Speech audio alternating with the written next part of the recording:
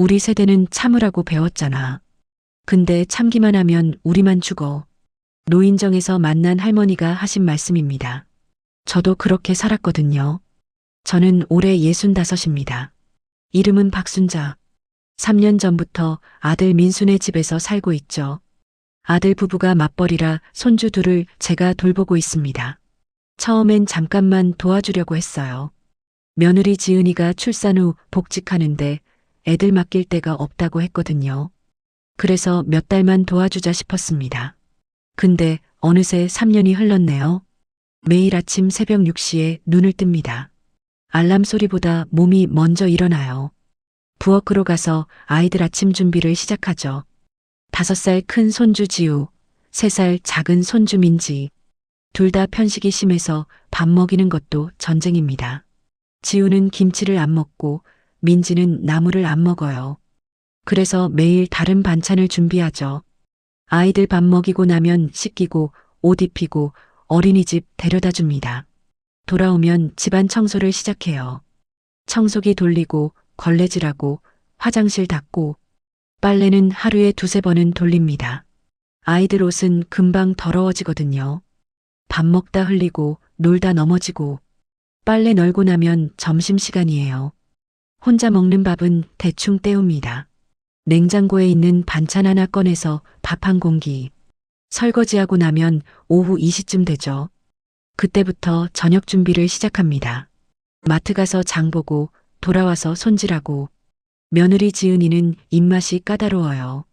생선은 비린내 나면 안 되고 고기는 잡내 없어야 하고 채소는 신선해야 하고 국은 간이 딱 맞아야 하죠. 오후 4시쯤 되면 다시 어린이집 데리러 갑니다. 아이들 데려와서 간식 챙겨주고 놀아주고 그러다 보면 며느리가 퇴근해요. 그때부터가 진짜 긴장됩니다. 문 열고 들어오는 지은이의 표정부터 살펴야 하거든요. 어느 날이었어요. 저녁상을 차려놨는데 지은이가 들어오더니 한숨을 쉬었습니다. 시어머니, 오늘 반찬이 왜 이래요? 저는 깜짝 놀랐죠. 뭐가 잘못됐어? 이 나물 보세요. 너무 질겨요. 시금치는 연한 걸로 사야죠. 지은이는 젓가락으로 시금치를 들어 올리며 말했습니다. 저는 오늘 아침 시장에서 제일 좋은 걸로 골랐는데 말이죠. 미안해. 다음엔 더 신경 쓸게. 그리고 국간이 좀 싱거운 것 같은데요. 지은이는 국을 한술 떠서 맛보더니 고개를 저었어요. 저는 아무 말도 못했습니다. 그냥 알았어 하고 고개만 끄덕였죠. 며느리는 식탁에 앉아 밥을 먹기 시작했어요. 저는 부엌에서 설거지를 하면서 가슴이 답답했습니다. 아침부터 저녁까지 애들 돌보고 집안일 하느라 허리가 끊어질 것 같은데 고맙다는 말은커녕 이렇게 불평만 듣는 게 서러웠어요. 다음 날도 비슷했습니다. 아침에 지우 옷을 입히는데 소매에 어제 먹던 케첩이 묻어 있었어요. 저도 미처 못 봤죠. 어린이집 데려다주고 돌아왔는데 지은이한테 전화가 왔습니다. 시어머니, 애 옷에 음식 묻었는데 왜 못 봤어요? 지은이의 목소리가 차갑게 들렸어요. 어린이집 선생님이 저한테 연락했잖아요. 창피했어요. 미안해. 제가 실수했네. 더 신경 써주셔야죠. 애들 옷은 매일 체크하셔야 해요. 지은이는 그렇게 말하고 전화를 끊었습니다. 저는 한참을 멍하니 서 있었어요. 가슴이 답답하고 숨이 막혔죠. 3살 아이 옷에 음식 묻는 건 당연한 거 아닌가요? 어른도 실수하는데 말이에요. 그런데도 제가 모든 걸 다 챙겨야 한다는 게 버거웠습니다. 어느 날 오후였어요. 저는 하루 종일 아이들 돌보고 청소하고 빨래하느라 녹초가 됐습니다. 지은이가 퇴근하고 들어오길래 조심스럽게 말했죠. 지은아, 오늘은 좀 피곤하네. 저녁은 간단히 시켜 먹을까? 지은이의 얼굴이 굳었어요. 시어머니, 그럼 애들은 누가 봐요? 내가 봐야죠. 근데 저녁은 배달 음식으로. 안 돼요. 애들한테 배달 음식은 안 좋아요. 그리고 저 오늘 중요한 회의 있었어요. 피곤한 건 저도 마찬가지예요. 지은이는 그렇게 말하고 방으로 들어가 버렸습니다. 저는 결국 부엌으로 가서 저녁 준비를 시작했어요. 손이 떨렸습니다. 허리는 끊어질 것 같았고 다리는 후들거렸죠. 그래도 밥을 해야 했어요. 손주들이 배고파하니까요. 저녁을 차려놓고 나서 저는 잠깐 소파에 앉았습니다. 눈을 감으니 눈물이 흘렀어요. 아들 민수가 퇴근하고 들어왔습니다. 엄마, 괜찮으세요? 응, 괜찮아. 그냥 좀 피곤해서. 저는 얼른 눈물을 닦았죠. 아들한테 걱정 끼치고 싶지 않았거든요. 나중에 민수가 방에 있을 때 저는 조심스럽게 문을 두드렸습니다. 민수야, 엄마 말 좀 들어줄래? 네, 엄마. 무슨 일이에요? 엄마가 요즘 너무 힘들구나. 애들 돌보는 건 좋은데 지은이가 자꾸 말을 끝까지 못했어요. 민수가 한숨을 쉬며 말했거든요. 엄마, 조금만 참아요. 애들 크면 나아질 거예요. 그게 아니라 지은이도 회사 일 때문에 스트레스 많아요. 예민한 거예요. 이해해 주세요. 민수는 그렇게 말하고 나가버렸습니다. 저는 방에 혼자 남았어요. 침대에 앉아 창밖을 바라봤죠. 이게 제가 바란 노후일까요? 남편 일찍 보내고 혼자 아들 키우느라 얼마나 고생했는지 몰라요. 그때는 아들만 보고 살았습니다. 민수가 잘 되길 바라며 모든 걸 포기했죠. 그런데 지금 저는 뭘 하고 있는 걸까요? 아들네 집에서 며느리 눈치 보고 손주 돌보느라 제 인생은 없습니다. 저녁마다 혼자 방에서 한숨만 쉬고 있어요. 이렇게 살려고 그렇게 열심히 산 건 아닌데 가슴이 답답하고 눈물이 났습니다. 그래도 참아야죠. 제가 안 하면 누가 하겠어요. 아들도 며느리도 바쁜데 말이에요. 저는 그렇게 매일을 버텼습니다. 새벽에 일어나서 밤늦게까지 일하고 며느리 불평 들으면서도 참고 아들한테 걱정 끼치지 않으려 애쓰고 근데 제 마음속 깊은 곳에서는 계속 물었어요. 언제까지 이렇게 살아야 하는 걸까? 제 인생은 언제 시작되는 걸까? 그런 생각을 하면서도 아침이 되면 또 일어났습니다. 손주들 밥 먹이러 부엌으로 갔죠. 그게 제 하루였습니다. 주말이 되면 더 바빠집니다. 평일엔 아이들이 어린이집에 가니까 그나마 숨을 돌릴 시간이 있었죠. 그런데 주말엔 하루 종일 손주 둘을 봐야 했어요. 게다가 며느리 지은이의 친정어머니가 자주 놀러 왔습니다. 그분 이름은 김영애 씨. 저보다 2살 어린 63이에요. 영애 씨가 오는 날이면 집안 분위기가 확 달라졌죠. 어느 토요일 오전이었습니다. 지은이가 아침 일찍 부산하게 움직였어요. 시어머니, 오늘 우리 엄마 오시는 거 아시죠? 응, 알아. 몇 시에 오신대? 십시오. 점심 준비 부탁드려요. 우리 엄마 입맛이 까다로우시거든요. 지은이는 그렇게 말하고 화장을 시작했습니다. 저는 부엌으로 가서 점심 준비를 시작했어요. 영애 씨가 좋아하신다는 갈비찜을 만들기로 했죠. 갈비 손질하고 채소 다듬고 양념 만들고 손주들은 거실에서 놀고 있었습니다. 지우가 소리쳤어요. 할머니, 배고파요. 조금만 기다려. 할머니가 간식 줄게. 저는 갈비 재워놓고 과일을 깎았습니다. 사과랑 배를 예쁘게 잘라서 접시에 담았죠. 아이들 간식 주고 나니 벌써 9시 반이었어요. 서둘러 갈비찜을 끓이기 시작했습니다. 십시 정각, 초인종이 울렸습니다. 지은이가 현관으로 뛰어갔어요. 엄마 오셨어요? 문이 열리자 영애 씨가 들어왔습니다. 손에는 백화점 쇼핑백을 들고 있었죠.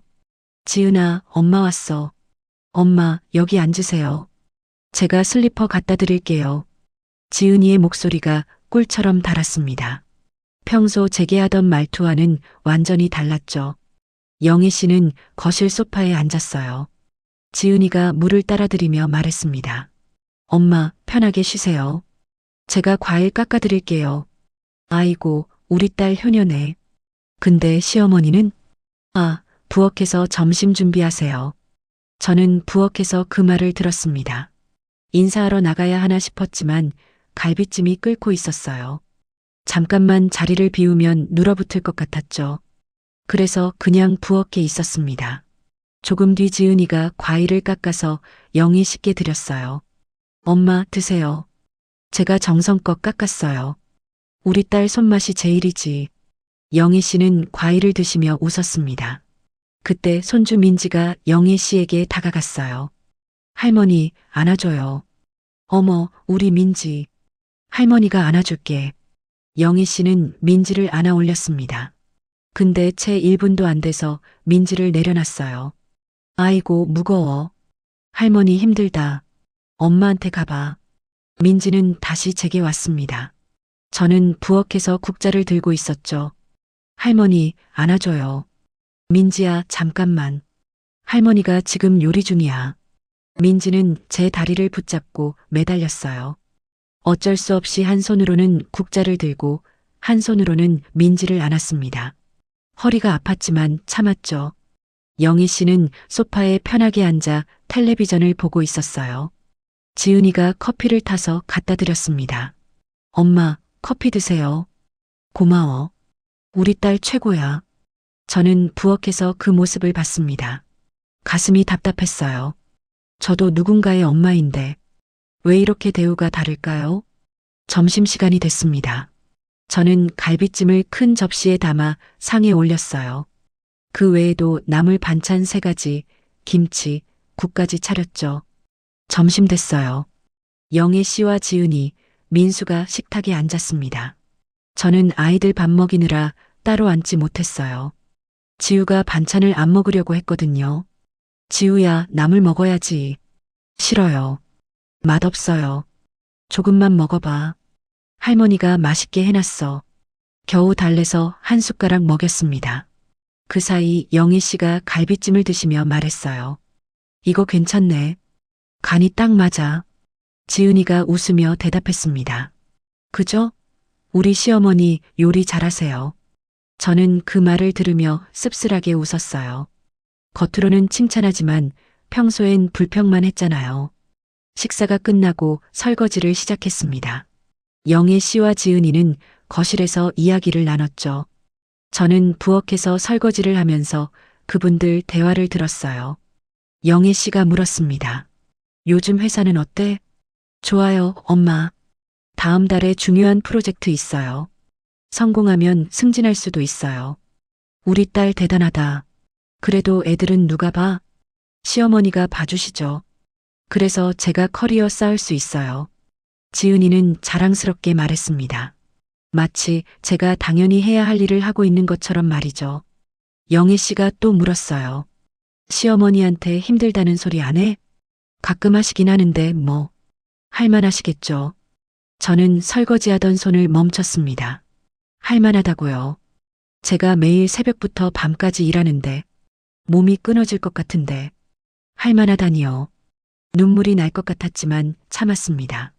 설거지를 끝내고 나니 오후 2시였어요. 영희 씨는 여전히 소파에 앉아 계셨죠. 지은이가 과일을 또 깎아서 드렸습니다. 엄마, 수박 드세요. 고마워. 우리 딸. 저는 빨래를 개고 있었어요. 빨랫감이 산더미처럼 쌓여 있었죠. 손주들 옷, 민수 와이셔츠, 지은이 블라우스, 하나하나 다림질하고 개느라 허리가 끊어질 것 같았습니다. 그때 지은이 친구가 놀러 왔어요. 이름은 수진이라고 했죠. 지은이와 대학 동기라고 들었습니다. 수진이가 거실에 들어오며 말했어요. 와, 지은아. 집 진짜 깨끗하다. 당연하죠. 우리 시어머니가 계시니까요. 지은이는 웃으며 대답했습니다. 수진이가 물었어요. 시어머니가 애들 봐주셔? 좋겠다. 네. 그래서 제가 일할 수 있어요. 시어머니가 애 봐주셔서 제가 커리어 쌓고 있거든요. 지은이는 자랑스럽게 말했습니다. 저는 옆방에서 그 말을 들었어요. 가슴이 답답했습니다. 고맙다는 말은 한 번도 제게 안 하면서 친구들한테는 자랑하고 있었죠. 수진이가 또 물었어요. 그래도 시어머니 모시는 거 힘들지 않아? 뭐, 그냥저냥이에요. 당연한 거 아니겠어요? 시어머니는 애 보는 게. 저는 그 말에 숨이 막혔습니다. 당연하다고요. 제가 매일 아침 6시에 일어나서 밤 10시까지 일하는 게 당연하다고요. 눈물이 주르륵 흘렀습니다. 저는 얼른 방으로 들어갔어요. 아무도 제 눈물을 보면 안 됐거든요. 방문을 닫고 침대에 앉았습니다. 가슴이 너무 아팠어요. 저도 누군가의 엄마인데 왜 이렇게 대우받아야 하죠? 영희 씨는 와서 편하게 쉬고 과일 먹고 커피 마시고 가시는데 저는 주말에도 쉴 틈이 없습니다. 아이들 밥 먹이고 설거지하고 빨래하고 그러면서도 감사하다는 말 한마디 못 들었어요. 오히려 당연하다는 말만 들었죠. 저녁이 됐습니다. 영희 씨가 돌아가시고 저는 저녁 준비를 시작했어요. 또 부엌으로 가서 밥을 짓고 반찬을 만들었습니다. 손주들이 보채서 안아주고 달래주고 저녁상을 차리고 나니 온몸이 천근만근 무거웠어요. 밤 10시 아이들을 재우고 방으로 돌아왔습니다. 거울을 봤어요. 주름진 얼굴, 힘없는 눈빛. 이게 제 모습이었습니다. 언제부터 이렇게 늙었을까요? 언제부터 제 인생이 없어졌을까요? 창밖을 바라봤습니다. 밤하늘에 별이 반짝이고 있었죠. 저도 저렇게 빛나고 싶습니다. 제 인생을 살고 싶어요. 근데 지금 저는 뭘 하고 있는 걸까요? 며느리 눈치 보고, 손주 돌보고, 감사하다는 말도 못 들으면서, 당연하다는 말만 들으면서, 이렇게 사는 게 맞는 걸까요? 가슴속 깊은 곳에서 무언가가 꿈틀거렸습니다. 이건 아닌 것 같다는 생각. 하지만 저는 어떻게 해야 할지 몰랐어요. 그냥 참고 사는 수밖에 없었죠. 내일도 새벽에 일어나야 합니다. 손주들 밥 먹이고 집안일하고 며느리 불평 듣고 감사 인사 못 받고 그렇게 하루를 보내겠죠. 저는 그날 밤 잠들기 전에 혼잣말을 했습니다. 언제까지 이렇게 살아야 하나? 제 인생은 언제 시작되는 건가? 대답은 없었어요. 그냥 어둠만 저를 감쌌죠. 그날도 평범한 하루였습니다. 아니, 평범하다고 생각했죠. 새벽 6시에 일어나 손주들 아침 먹이고 어린이집 보냈습니다. 돌아와서 청소 시작했어요. 청소기를 돌리고 걸레질하고 빨래도 2번 돌렸죠. 점심을 대충 먹고 나니 오후 1시였습니다. 저녁 준비를 시작해야 할 시간이었어요. 마트 가서 장을 봤습니다. 오늘은 지은이가 좋아하는 된장찌개를 끓이려고 했죠. 두부, 애호박, 버섯을 샀어요. 장바구니가 무거웠지만 참았습니다. 집에 돌아와서 장을 정리하고 손질을 시작했어요. 그때 시계를 봤습니다. 오후 3시 반. 어린이집 데리러 갈 시간이 다가오고 있었죠. 서둘러 재료를 썰어서 냉장고에 넣었습니다. 손주들을 데리러 갔다가 돌아오니 4시 반이었어요. 아이들이 배고프다고 보챘습니다. 할머니, 배고파요. 지우야, 잠깐만 기다려. 할머니가 간식 줄게. 저는 빵과 우유를 꺼내서 아이들에게 줬어요. 그 사이 민지가 거실에서 우유를 쏟았습니다. 소파에도 바닥에도 우유가 흥건했죠. 아이고, 민지야. 저는 얼른 걸레를 가져왔어요. 무릎을 꿇고 바닥을 닦았습니다. 허리가 아팠지만 빨리 닦아야 했죠. 우유가 마르면 냄새가 나거든요. 바닥을 다 닦고 일어서는데 허리가 삐끗했습니다. 앗, 소리가 나올 뻔했어요. 하지만 참았죠. 손주들이 놀라면 안 되니까요. 저녁 준비를 시작했습니다. 된장찌개를 끓이고 생선을 구웠어요. 반찬도 3가지 더 준비했습니다. 시계를 보니 5시 반. 며느리가 6시에 퇴근한다고 했었죠. 서둘러 마무리해야 했습니다. 그때 민지가 울기 시작했어요. 할머니, 안아줘요. 민지야, 할머니 지금 요리 중이야. 조금만 기다려. 싫어요. 지금 안아줘요. 민지가 제 다리를 붙잡고 울었습니다. 어쩔 수 없었어요. 저는 민지를 안아 올렸습니다. 한 손으로는 민지를 안고 한 손으로는 국자를 들었죠. 민지가 제법 무거웠어요. 15kg쯤 될까요? 허리에 힘이 들어갔습니다. 등이 뻐근하고 어깨가 결렸어요. 하지만 민지는 제 품에서 내려오려 하지 않았습니다. 그렇게 10분쯤 안고 있었을까요? 갑자기 가슴이 조였습니다. 뭔가 가슴을 꽉 쥐어짜는 것 같았어요. 숨이 제대로 쉬어지지 않았습니다. 헉헉거리며 민지를 내려놓았죠. 할머니, 왜 그래요? 민지가 놀란 눈으로 저를 봤습니다. 저는 싱크대를 붙잡았어요. 어지러웠습니다. 눈앞이 빙글빙글 돌았죠. 심장이 빠르게 뛰었어요. 가슴이 답답하고 숨이 막혔습니다. 이건 뭔가 이상했어요. 평소에 느끼던 피로와는 달랐습니다. 청소기를 돌려야겠다고 생각했어요. 거실에 먼지가 쌓여 있었거든요. 며느리가 오기 전에 청소를 끝내야 했죠. 저는 청소기를 꺼냈습니다. 민지를 등에 업었어요. 민지가 보채면 청소를 못하니까요. 청소기를 밀기 시작했습니다. 한 걸음, 두 걸음. 발이 무거웠어요. 다리에 힘이 하나도 없었죠. 거실을 반쯤 청소했을 때였습니다. 갑자기 눈앞이 캄캄해졌어요. 귀에서 윙윙거리는 소리가 들렸습니다. 가슴은 더 조여들었고요. 숨을 쉴 수가 없었어요. 입을 벌렸지만 공기가 들어오지 않았습니다. 다리에 힘이 풀렸어요. 주저앉았습니다. 민지가 제 등에서 내려왔어요. 할머니, 할머니. 민지의 목소리가 멀리서 들렸습니다. 저는 바닥에 쓰러졌죠. 차가운 마룻바닥이 뺨에 닿았어요. 의식이 흐릿해졌습니다. 이대로 죽는 건가?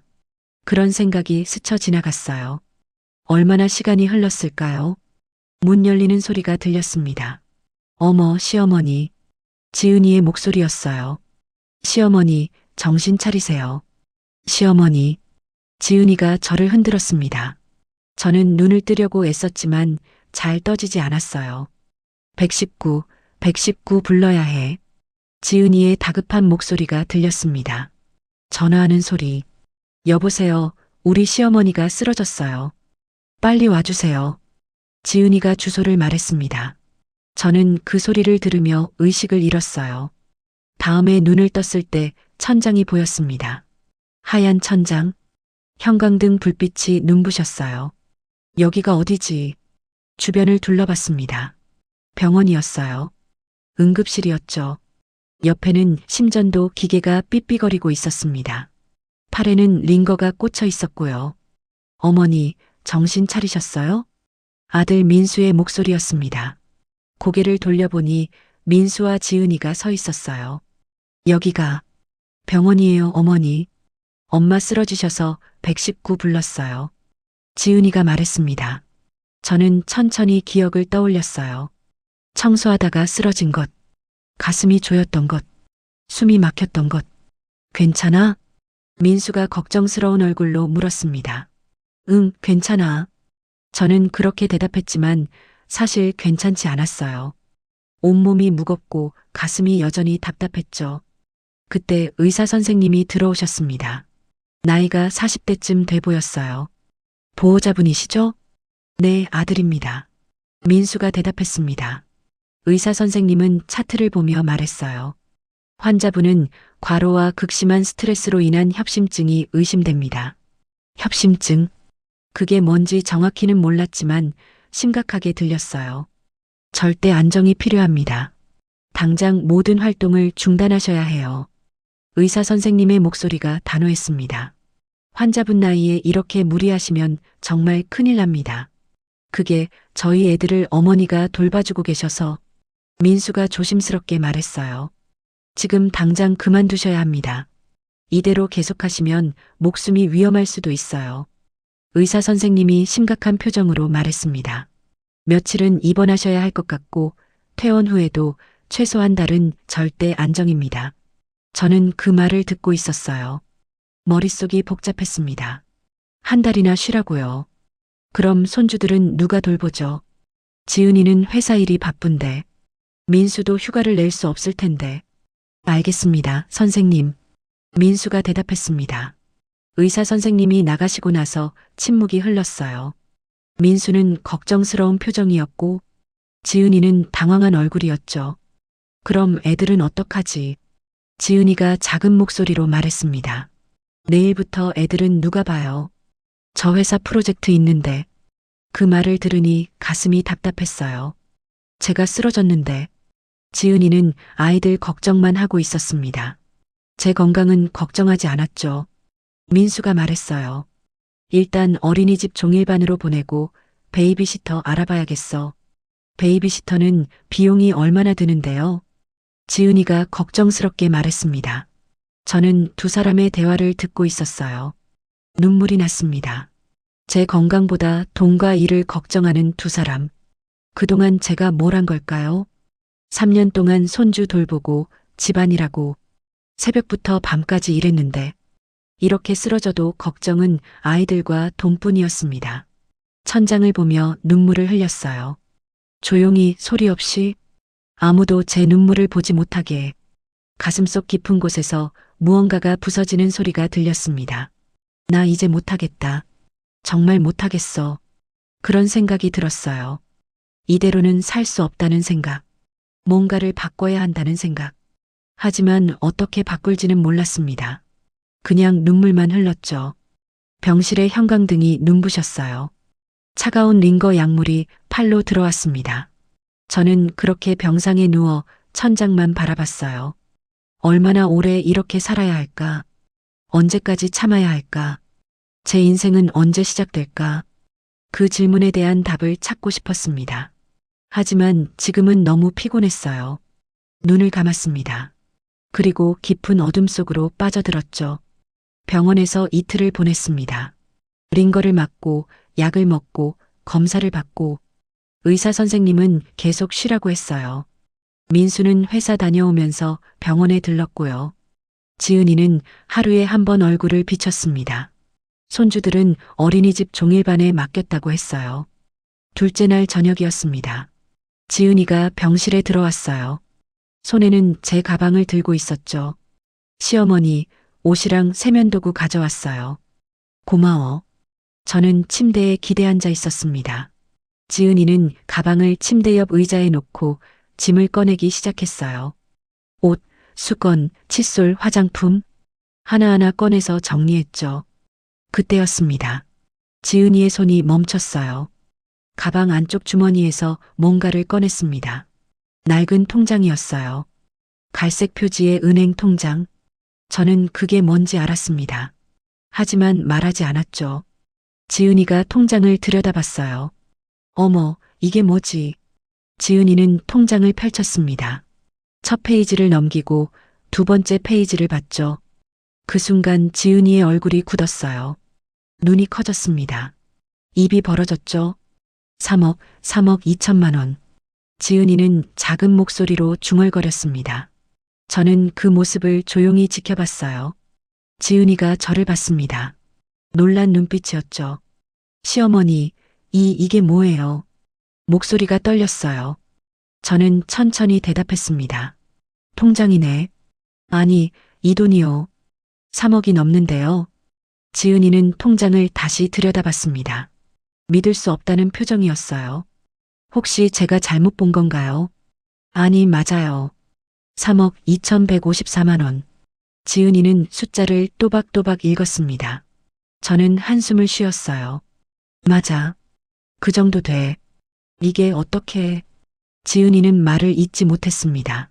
저는 창밖을 봤어요. 해가 지고 있었습니다. 붉은 노을이 하늘을 물들이고 있었죠.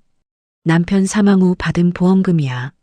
거기다 평생 모은 돈도 있고 제 남편은 10년 전에 세상을 떠났습니다. 암이었어요. 투병 생활 2년 끝에 돌아가셨죠. 그때 보험금이 나왔습니다. 2억 원 정도였어요. 거기에 제가 평생 모은 돈을 보태서 지금 금액이 됐죠. 지은이는 통장을 계속 들여다봤습니다. 그럼 시어머니, 지은이가 조심스럽게 말했어요. 이 돈이 있으셨으면 왜? 말을 멈췄습니다. 저는 지은이를 봤어요. 왜 뭐? 아니, 그러니까 이 돈으로 따로 집을 구하실 수도 있었잖아요. 지은이의 목소리가 작아졌습니다. 왜 우리 집에서 고생하신 거예요? 저는 씁쓸하게 웃었습니다. 고생이라는 단어를 이제야 쓰는구나. 그동안은 당연한 일이라고 생각했으면서. 지은아, 저는 천천히 말했습니다. 이 돈은 아껴뒀던 거야. 아끼다니요. 나중에 내가 아프거나 너희한테 짐이 될 때 쓰려고 모은 거야. 지은이는 아무 말도 하지 못했어요. 저는 계속 말했습니다. 요양원 들어갈 수도 있고 큰 병 걸릴 수도 있잖아. 그럴 때 이 돈 쓰려고 했어. 그럼 민수한테 부담 주기 싫었거든. 내 노후는 내가 준비하려고 했지. 지은이의 얼굴이 붉어졌습니다. 통장을 쥔 손이 떨렸어요. 근데 저는 한숨을 쉬었습니다. 이미 짐이 됐네. 시어머니, 돈 있어도 짐이 되는구나. 그동안 몰랐어. 지은이는 고개를 숙였습니다. 통장을 제게 내밀었어요. 죄송해요. 작은 목소리였습니다. 저는 통장을 받지 않았어요. 뭐가 미안해. 제가 시어머니를. 지은이는 말을 잇지 못했습니다. 저는 창밖을 다시 봤어요. 노을이 점점 어두워지고 있었습니다. 지은아, 솔직히 말할게. 네. 나는 돈이 없어서 너희 집에 있었던 게 아니야. 지은이가 저를 봤습니다. 그냥 손주들이 보고 싶었어. 민수도 보고 싶었고, 제 목소리가 떨렸어요. 혼자 살면 외로우니까. 가족이랑 같이 있고 싶었던 거야. 시어머니. 근데 착각했나 봐. 내가 필요한 게 아니라 내 노동이 필요했던 거였네. 지은이는 입술을 깨물었습니다. 눈가가 붉어졌어요. 아니에요. 그게 아니라. 아니야, 맞아. 나도 이제 알아. 저는 담담하게 말했습니다. 3년 동안 감사하다는 말 한 번 못 들었어. 대신 불평은 매일 들었지. 죄송해요. 당연하다고 생각했잖아. 시어머니는 애보는 게. 지은이는 대답하지 못했습니다. 침묵이 흘렀어요. 병실 안은 조용했습니다. 복도에서 간호사들 발소리만 들렸죠. 지은이가 입을 열었습니다. 저 정말 몰랐어요. 뭘? 시어머니가 이렇게 힘들어하신 줄. 저는 그냥. 지은이는 눈물을 닦았어요. 저는 시어머니가 손주 보는 걸 좋아하시는 줄 알았어요. 좋아하지. 손주들 예뻐. 그럼. 근데 그게 하루 15시간씩 일하는 것과는 다르지. 저는 한숨을 쉬었습니다. 사랑과 노동은 다른 거야. 나도 사람이거든. 쉬고 싶고 내 시간도 갖고 싶어. 지은이는 고개를 끄덕였어요. 제가 너무 당연하게 생각했네요. 그래. 정말 죄송해요, 시어머니. 지은이의 눈에서 눈물이 떨어졌습니다. 저는 그 모습을 봤어요. 미안하다고 말하는 지은이. 하지만 마음 한쪽이 텅 비어 있었습니다. 미안하다는 말을 지금 듣는다고 해서 3년의 시간이 돌아오지는 않았거든요. 제 건강도 돌아오지 않았고요. 지은아, 네, 시어머니. 나 태어나면 너희 집 안 갈 거야. 지은이가 놀란 눈으로 저를 봤습니다. 네, 그게 무슨. 고향에 친구 있어. 거기 가서 살려고. 시어머니, 그럼 애들은 너희가 키워. 저는 단호하게 말했습니다. 손주 돌봄은 할머니 의무가 아니야. 은혜지. 지은이는 아무 말도 못했어요. 통장을 제게 내밀었습니다. 저는 통장을 받아 가방에 넣었어요. 이 돈으로 내 남은 인생 살 거야. 시어머니, 저희가 잘못했어요. 다시 한 번만. 지은아. 저는 지은이의 눈을 봤습니다. 미안은 받아. 근데 나도 사람이야. 더는 못하겠어. 시어머니. 3년 동안 나는 사람 대접을 못 받았어. 이제는 내가 나를 돌볼 거야. 지은이는 고개를 숙였습니다. 어깨가 떨렸어요. 울고 있었죠. 하지만 저는 마음을 바꾸지 않았습니다. 이미 결심했거든요. 병상에서 혼자 생각했어요. 이대로는 못 산다고. 뭔가를 바꿔야 한다고. 그리고 그 답을 찾았습니다. 떠나는 거였어요. 아들 집에서, 며느리의 그늘에서 제 인생을 찾아 떠나는 거였죠. 지은이가 병실을 나갔습니다. 저는 혼자 남았어요. 통장이 든 가방을 봤습니다. 3억 2천만 원. 그동안 이 돈을 아껴뒀죠. 혹시 모를 미래를 위해. 아들한테 부담 안 주려고. 근데 알았어요. 돈을 아끼는 것보다 더 중요한 게 있다는 걸. 제 시간, 제 건강, 제 존엄성. 그걸 지키는 게 더 중요했습니다. 창밖에 밤이 내렸어요. 별이 반짝이고 있었습니다. 저도 저렇게 빛나고 싶어요. 제 인생을 살고 싶습니다. 이제는 제가 저를 위해 살 거예요. 아무도 아닌 나 자신을 위해. 그렇게 결심했습니다. 가슴이 뛰었어요. 두려웠지만 설레기도 했죠. 새로운 시작.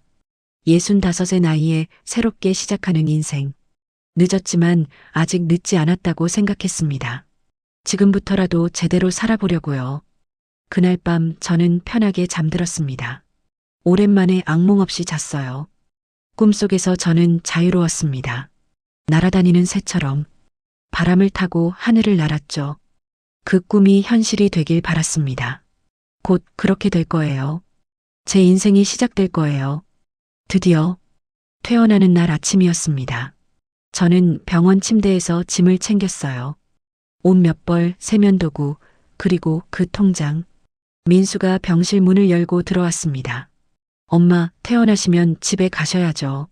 아니야. 저는 고개를 저었어요. 엄마 말했잖아. 고향 가서 살 거라고. 엄마, 그냥 좀 쉬시다가 다시 생각해 보세요. 민수의 목소리가 애처로웠습니다. 하지만 저는 마음을 바꾸지 않았어요. 민수야, 엄마 결심했어. 이제는 엄마 인생 살고 싶어. 엄마, 미안해. 근데 이건 엄마가 선택한 거야. 민수는 더 이상 말하지 못했습니다. 병원을 나왔어요. 택시를 잡아 타고 아들네 집으로 갔습니다. 짐을 챙기러 가는 거였죠. 집에 도착하니 지은이가 있었어요. 회사 휴가를 낸 모양이었습니다. 시어머니, 지은이가 조심스럽게 말했어요. 정말 가시는 거예요? 응. 짐만 챙겨갈게. 저는 제 방으로 들어갔습니다. 옷장을 열고 옷들을 꺼냈어요. 많지 않았습니다. 여기 올 때도 큰 짐은 없었거든요. 캐리어에 옷을 담았습니다. 사진 몇 장도 챙겼죠. 남편 사진, 민수 어렸을 때 사진. 그것들을 조심스럽게 가방에 넣었어요. 손주들 장난감이 방 한쪽에 있었습니다. 지우가 좋아하던 공룡 인형, 민지가 안고 자던 토끼 인형. 가슴이 아팠어요. 손주들이 보고 싶을 거예요. 하지만 이건 제가 선택한 길이었습니다. 짐을 다 챙기고 나왔어요. 지은이가 거실에 서 있었습니다. 시어머니, 정말. 지은아, 미안해. 근데 나도 살아야 해. 저는 그렇게 말하고 현관문을 열었습니다. 뒤돌아보지 않았어요. 뒤돌아보면 마음이 약해질 것 같았거든요. 택시를 타고 기차역으로 갔습니다. 고향으로 가는 기차표를 끊었어요. 2시간 거리였죠. 기차에 앉아 창밖을 봤습니다. 도시 풍경이 스쳐 지나갔어요. 빌딩, 아파트, 사람들. 점점 멀어지는 서울. 가슴이 답답하기도 하고 홀가분하기도 했습니다. 고향에 도착했어요. 친구 정수기가 역에 마중 나와 있었습니다. 순자야, 왔구나. 수가, 고마워. 정수기는 제 초등학교 동창이었어요. 평생 연락하며 지낸 친구였죠. 제가 힘들다고 하니까 자기네 아파트 빈방을 내줬습니다. 우리 집 들어와. 밥 먹고 쉬어.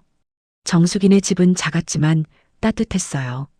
방 하나를 제게 내줬습니다. 짐을 풀고 침대에 앉았어요. 창밖으로 고향 풍경이 보였습니다. 산과 들판.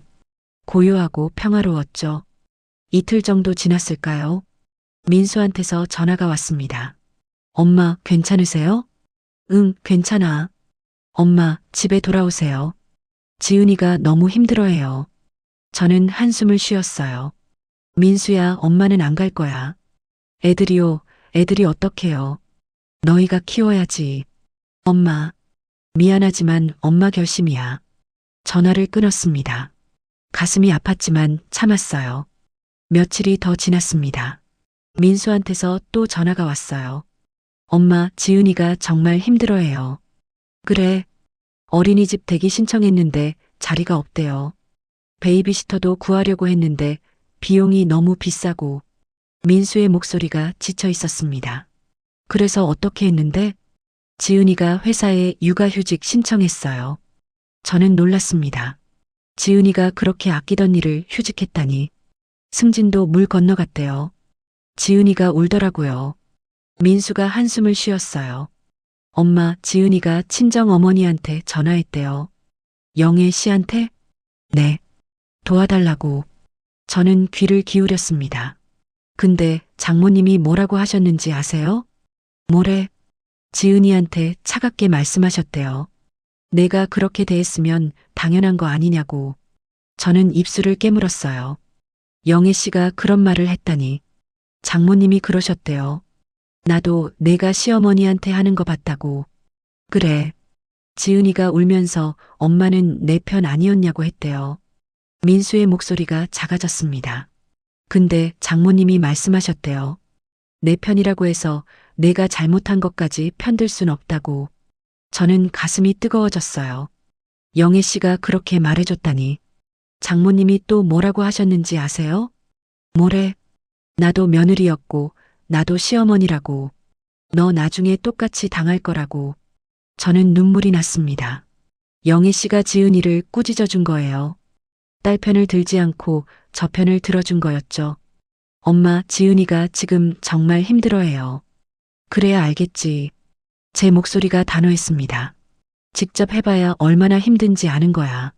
엄마, 민수야, 엄마는 이제 안 가. 전화를 끊었어요. 창밖을 봤습니다. 해가 지고 있었죠. 가슴이 아프면서도 시원했습니다. 일주일쯤 더 지났을까요? 또 민수한테서 전화가 왔어요. 엄마, 애들이요. 응? 애들이 엄마 찾아요. 저는 가슴이 철렁했습니다. 손주들이요. 특히 지우가요. 밤마다 울어요. 그래. 할머니 어디 갔냐고. 할머니 보고 싶다고. 민수의 목소리가 떨렸어요. 지은이가 달래도 소용없어요. 계속 할머니만 찾아요. 저는 눈물이 났습니다. 지우가 저를 찾는다니. 민지도 마찬가지예요. 할머니 할머니 하면서 울어요. 그래. 저는 짧게 대답했습니다. 더 말하면 울 것 같았거든요. 엄마, 그리고요. 응? 지우가 어린이집에서 그림을 그려왔어요. 민수가 말했습니다. 가족 그림이었는데요. 그래. 엄마 그림을 크게 그렸어요. 한가운데 저는 눈을 감았습니다. 그리고 엄마 얼굴 옆에 글씨를 썼어요. 무슨 글씨? 세상에서 제일 좋은 사람이라고. 눈물이 주르륵 흘렀습니다. 지우가 그렇게 썼다니. 지은이 그림은요. 민수가 조심스럽게 말했어요. 구석에 아주 작게 그렸어요. 그리고 아무 글씨도 없었어요. 저는 말을 잇지 못했습니다. 지은이가 그걸 보고 울었대요. 그래. 자기가 애들한테 뭘 했는지 그제야 알았다고. 민수의 목소리가 떨렸어요. 엄마, 지은이가 정말 반성하고 있어요. 그래야지. 애들이 진짜 의지한 건 엄마였대요. 지은이가 아니라. 저는 한참을 아무 말도 못했습니다. 가슴이 아팠어요. 손주들이 보고 싶었습니다. 지우와 민지. 그 아이들이 저를 찾는다니. 하지만 돌아가지는 않을 거예요. 돌아가면 또 똑같아질 테니까. 민수야. 네, 엄마. 엄마는 손주들 사랑해. 정말 많이. 알아요. 근데 사랑하는 것과 매일 돌보는 건 다른 거야. 제 목소리가 떨렸습니다.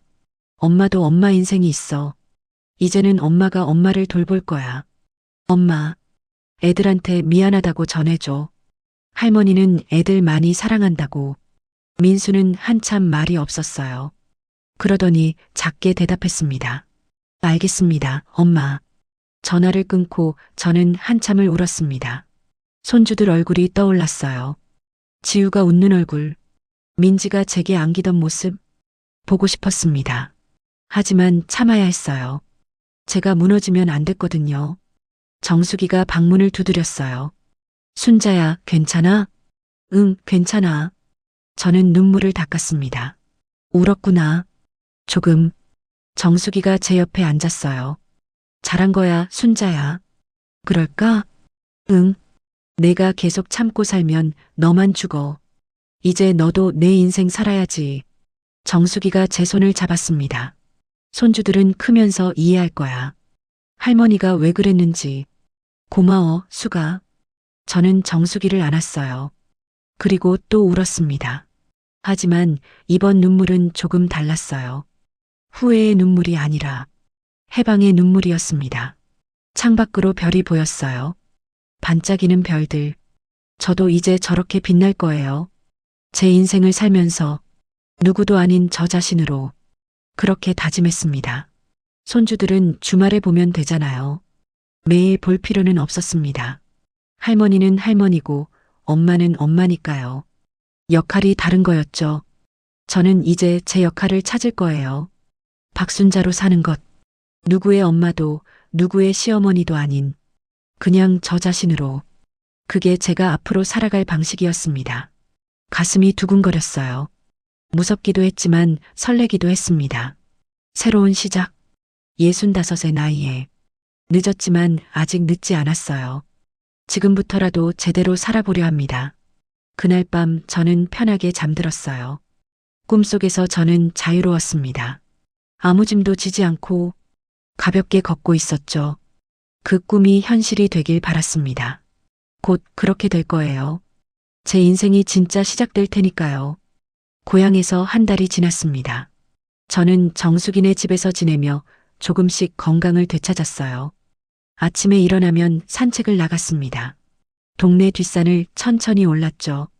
예전엔 숨이 차서 못 올랐는데 이제는 괜찮았어요. 정숙이와 함께 시장도 구경 다니고 노인정에도 갔습니다. 오랜만에 제 시간을 가졌어요. 아무도 제게 밥 차려달라고 하지 않았고요. 청소하라고 재촉하지도 않았습니다. 자유로웠어요. 어느 날 오후였습니다. 민수한테서 전화가 왔어요. 엄마, 지은이가 육아휴직 신청했어요. 그래? 네. 회사에서 승인받았대요. 민수의 목소리가 무거웠습니다. 팀장 승진은 완전히 물 건너갔어요. 지은이가 그렇게 준비했는데 저는 한숨을 쉬었어요. 그래, 그렇게 됐구나. 지은이가 많이 울었어요. 근데 어쩔 수 없었어요. 애들 맡길 데가 없으니까. 그래야 알겠지. 일이 얼마나 힘든지. 민수는 잠시 말이 없었습니다. 엄마 말씀이 맞았어요. 뭐가? 직접 해봐야 안다고 하신 말씀이요. 저는 아무 말도 하지 않았어요. 그냥 듣고 있었죠. 며칠 후 또 전화가 왔습니다. 이번엔 민수 목소리가 많이 지쳐 있었어요. 엄마, 지은이가 일주일 동안 애들 돌봤는데요. 응? 완전히 녹초가 됐어요. 민수가 한숨을 쉬었습니다. 아침부터 밤까지 애들 밥 먹이고, 씻기고, 놀아주고, 집안일에 빨래까지. 힘들겠네. 지은이가 그러더라고요. 시어머니는 이걸 3년이나 하셨다고. 저는 씁쓸하게 웃었어요. 이제야 아는구나. 허리도 아프고 다리도 아프대요. 근데 애들은 계속 보채고. 그래. 엄마, 지은이가 정말 반성하고 있어요. 민수의 목소리가 간절했습니다. 한 번만 기회를 주세요. 제발. 저는 깊게 숨을 들이쉬었어요. 민수야. 네, 엄마.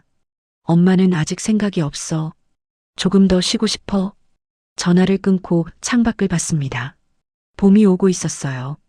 나뭇가지에 새싹이 돋아나고 있었죠. 주말이었습니다. 저는 정숙이와 함께 시장에 갔어요. 과일을 사고 있는데 누군가 제 이름을 불렀습니다. 어머니. 뒤돌아보니 민수가 서 있었어요. 그 옆에는 지은이도 있었습니다.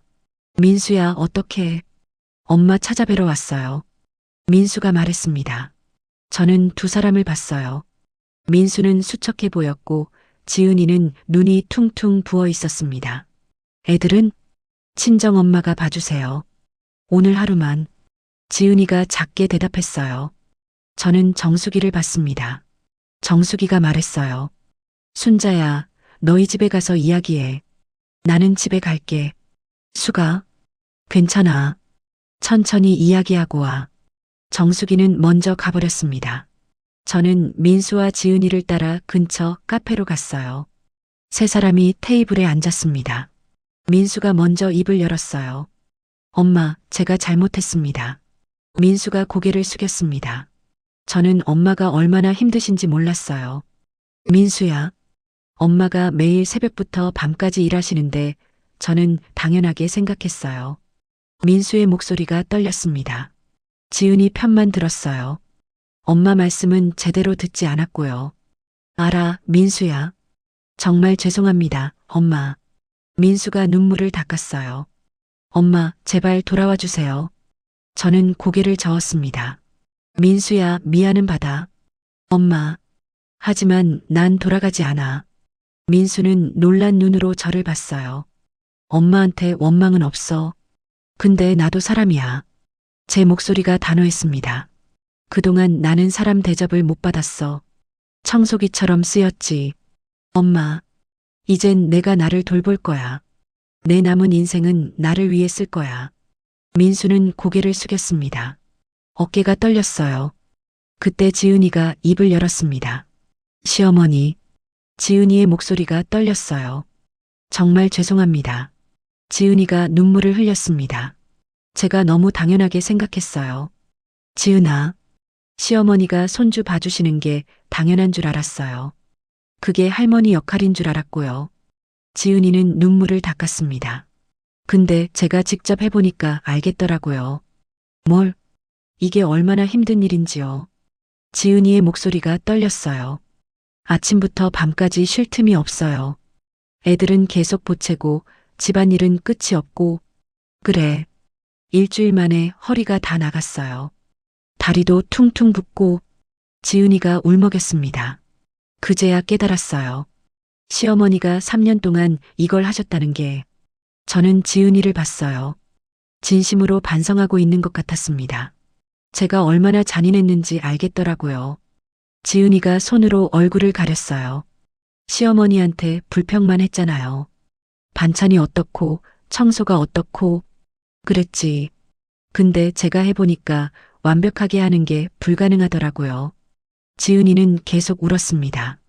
애들 밥 먹이다 보면 반찬 하나 더 만들 시간이 없어요.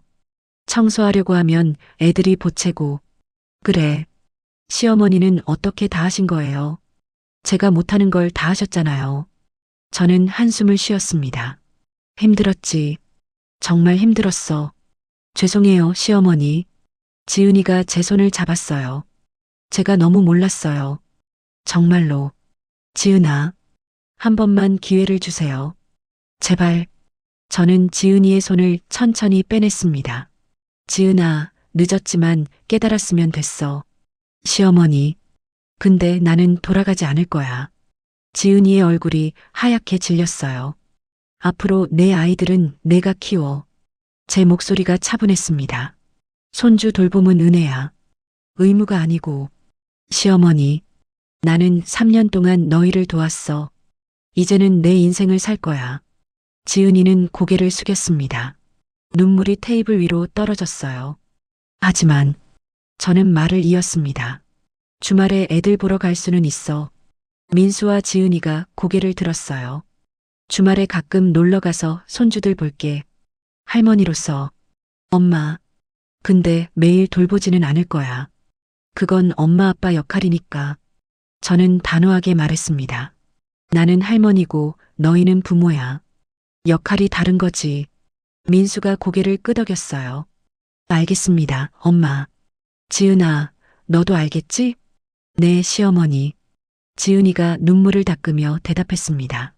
앞으로는 제가 엄마 역할 제대로 할게요. 그래야지. 저는 커피를 한 모금 마셨어요.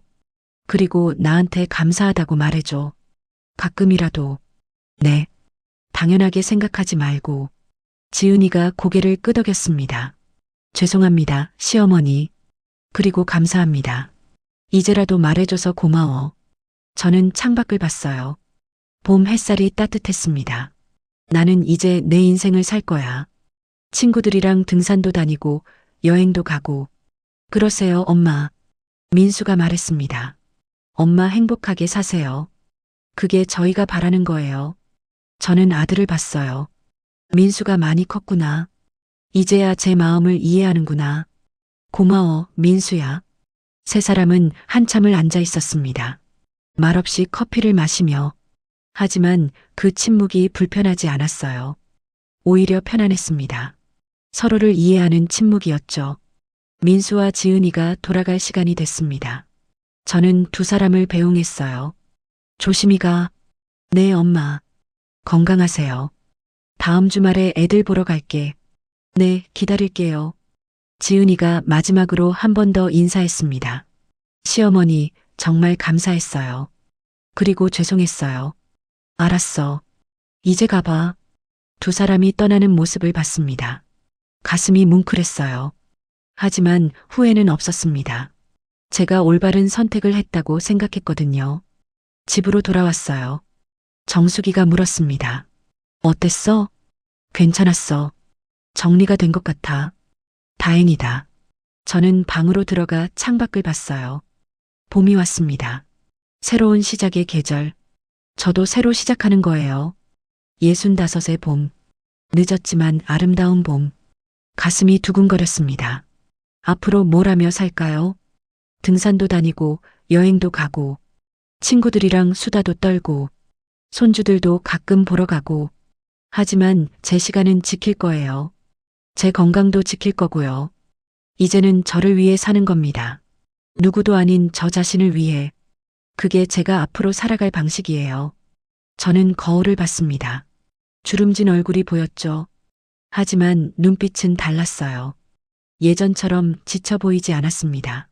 생기가 돌았어요. 저는 제 얼굴에 미소를 지었습니다. 안녕, 박순자. 이제 우리 제대로 살아보자. 그렇게 다짐했어요. 석 달이 흘렀습니다. 계절이 완전히 봄으로 바뀌었어요. 저는 고향에서 새로운 생활에 적응했습니다. 매일 아침 6시에 일어나는 건 똑같았어요. 하지만 이제는 손주 밥 먹이러 부엌으로 가지 않았습니다.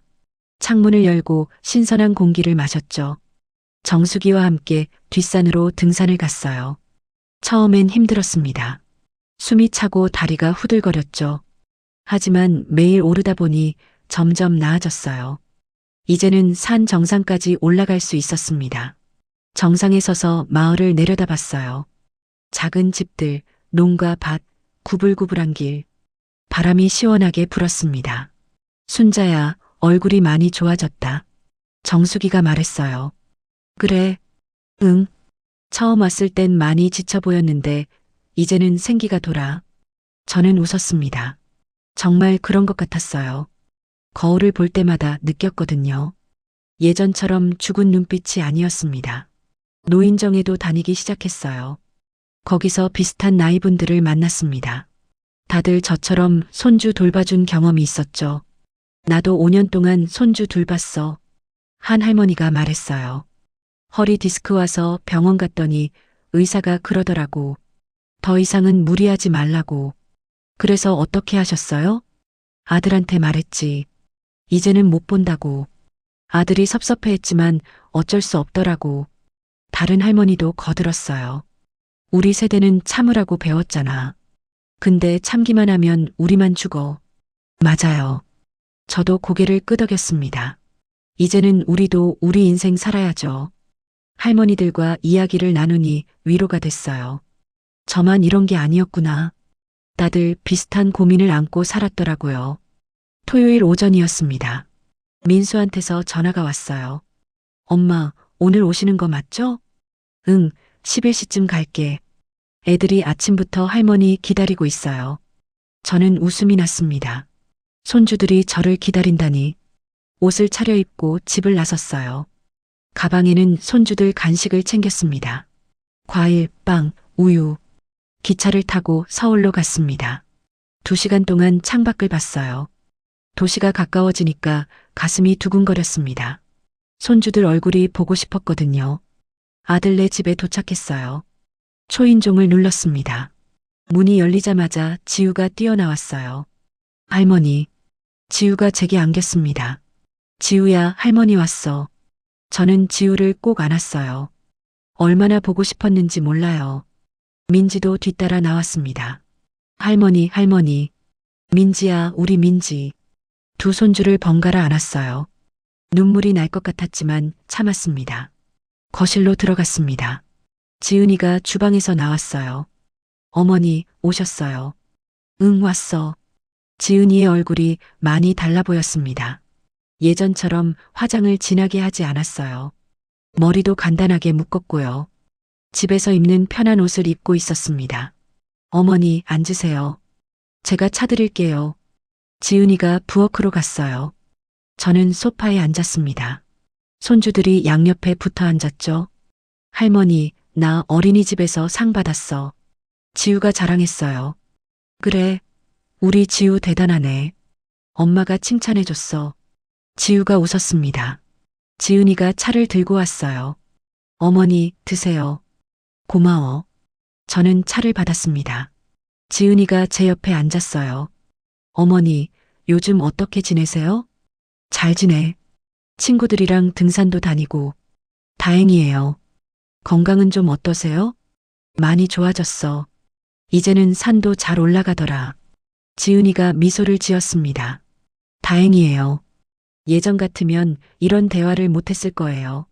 지은이는 제 건강에 관심이 없었으니까요. 하지만 지금은 달랐습니다. 진심으로 걱정하고 있었어요. 점심시간이 됐습니다. 지은이가 식탁을 차렸어요. 어머니, 제가 만든 건데 맛없을 거예요. 괜찮아. 뭘 만들었는데? 된장찌개랑 제육볶음이요. 식탁에 앉았습니다. 된장찌개를 떠먹어 봤어요. 간이 좀 짰지만 먹을 만했습니다. 맛있네. 정말요? 간이 맞아요? 응, 괜찮아. 지은이가 안도의 한숨을 쉬었어요. 처음엔 정말 못했어요. 간도 못 맞추고 연습하면 늘어. 네. 요즘 매일 해보니까 조금씩 나아지는 것 같아요. 식사를 하면서 지은이가 말했습니다. 어머니, 제가 요즘 깨달은 게 있어요. 뭔데? 애들이 엄마 사랑해라고 하더라고요. 지은이의 눈이 촉촉해졌어요. 처음 들었어요. 그 말. 그래. 네. 그동안은 제가 애들이랑 시간을 별로 안 보냈잖아요. 지은이가 말을 이었습니다. 근데 요즘은 매일 같이 있으니까 애들이 저한테 많이 의지해요. 그래야지. 지우가 어제 제 손잡고 자더라고요. 그러면서 엄마 사랑해라고. 지은이가 눈물을 닦았어요. 그때 알았어요. 제가 엄마 역할을 제대로 못했구나. 저는 지은이의 손을 잡았습니다. 이제라도 알았으면 된 거야. 네, 어머니. 감사해요. 뭐가? 제가 잘못된 길로 가고 있을 때 어머니가 깨우쳐 주셨잖아요. 지은이가 제 손을 꽉 쥐었어요. 어머니 아니었으면 저 계속 그렇게 살았을 거예요. 저는 아무 말도 하지 않았습니다. 그냥 지은이를 봤죠. 많이 변했더라고요.